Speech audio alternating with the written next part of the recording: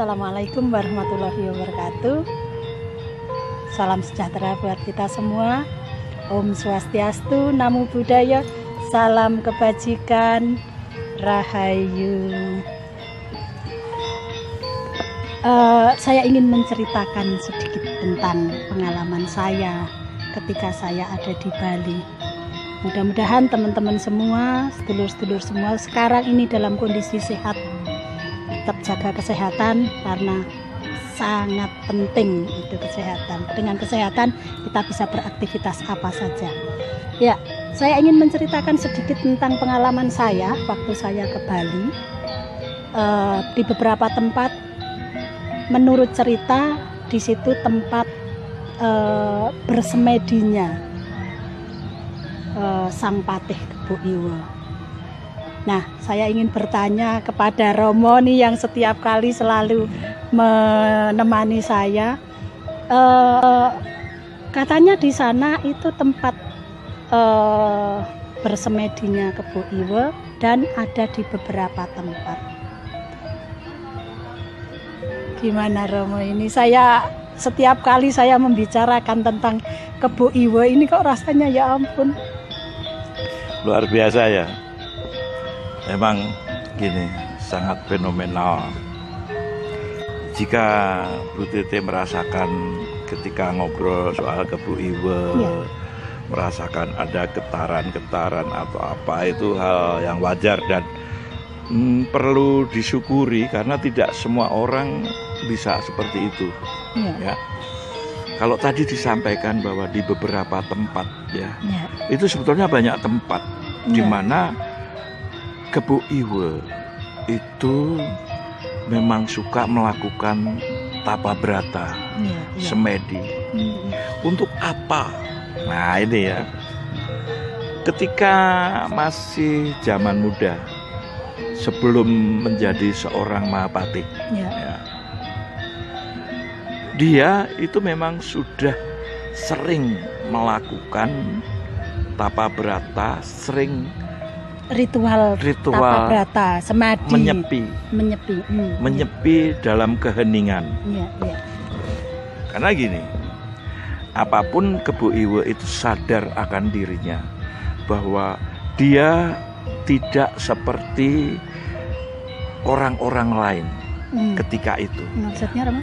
Maksudnya gini, secara fisik tidak seperti orang-orang lain. Secara akal, kecerdasan, tidak seperti orang. Secara nurani, dia sangat peduli. Ya.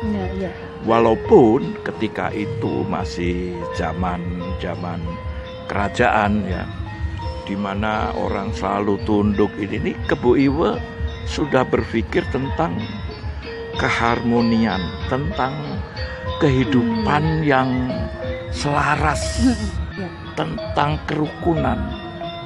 Dia selalu dimanapun tempat selalu melakukan tapa brata, bersemedi, berendam di air, ya kan, di bawah pohon ataupun di gunung. Makanya sangat wajar jika di banyak tempat di situ diceritakan bahwa ini adalah petilasan Sang Patih Kebo Iwa. Nah, ketika masih lajang, pada saat dia berguru, kan ada Mahapatih Gajah Mada juga. Betul, ya. Mereka sama-sama ditempa di tempat tersebut. Nah, bedanya Kebo Iwa lebih ke olah rasa, lebih ke batin ya, lebih mengolah batin. Kalau di Jawa dikenal dengan ilmu kasepuan. Oh iya. Sedangkan Gajah Mada ilmu kanuraganya di Jawa dinamakan kanoman. Sehingga ketika dua orang ini masih dalam satu perguruan, Gajah Mada boleh tangkas, Tapi ini sudah tangkas dulu karena sudah menguasai atau mempelajari ilmu kasepuan. Untuk menaklukkan musuh itu tidak perlu dengan senjata. Sebetulnya sudah seperti itu. Nah, pencapaian ini tentu sangat-sangat dibutuhkan kerja keras ya. Jika latihan kanuragan itu sekedar fisik, maka Kebo Iwe ya fisik, karena dia dengan Gajah Mada ilmunya setingkat di atas Gajah Mada di kanuraganya. Proses untuk mencapai waskito atau kasepuan ini tentu dari belajar olah tubuh dulu. Baru dia genjot meningkat, semakin banyak melakukan tapa brata. Maka ketika menjadi seorang Mahapati, dia bukanlah seorang Mahapati atau jenderal yang galak dengan emosional yang tinggi, namun dia menebar kekuatan kebangsaannya, kekuatan negerinya, menjaga negerinya itu dengan kasih sayang, dengan kasepuhannya itu ya. Sedangkan Gajah Mada ketika itu dia diambil ke tanah Jawa, ke Majapahit, dia lebih fisik, ke fisik kanuragannya, power, fisik power, bukan inner power. Dua-duanya itu memang kalau digabungkan tentunya menjadi sesuatu yang luar biasa. Nah, untuk bergabung ini prosesnya juga sangat luar biasa. Jadi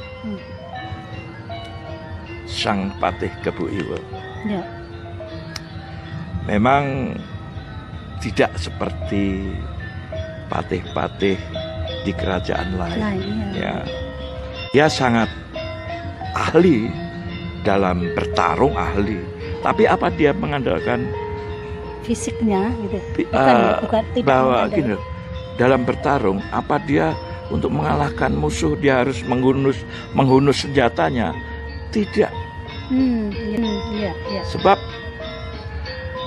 dalam filosofi Kebo Iwe saya dapatkan bahwa untuk menaklukkan harimau, eluslah lehernya. Jadi maksudnya adalah bahwa Sang Patih Kebo Iwe yang saya dapatkan itu mengajarkan tentang kasih sayang, keselarasan, keharmonisan gitu ya. Ya, keharmonisan, keselarasan semesta jagat, bukan hanya negerinya, jagat raya.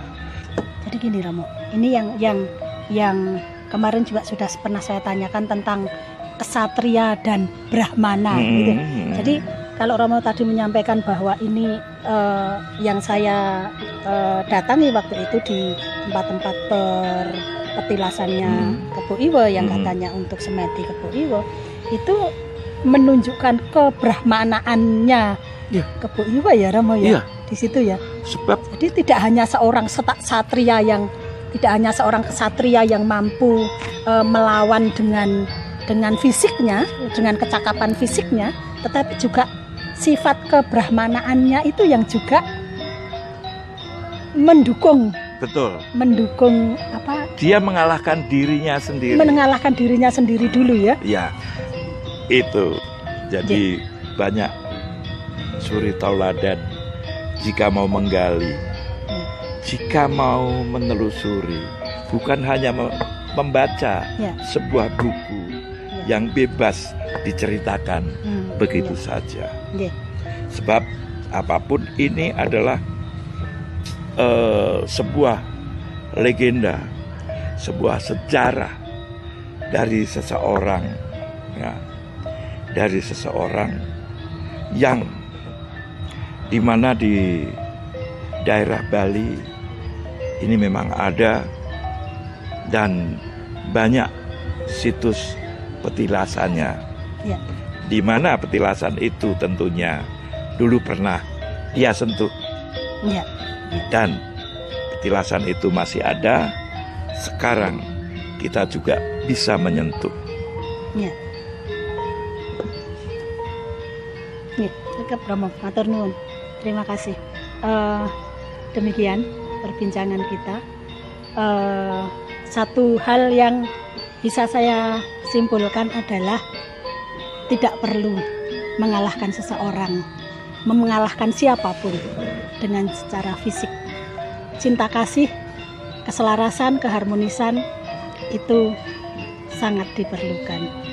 Mengerti sejarah itu sangat dibutuhkan, tetapi memahami sejarah itu amat sangat dibutuhkan. Salam budaya.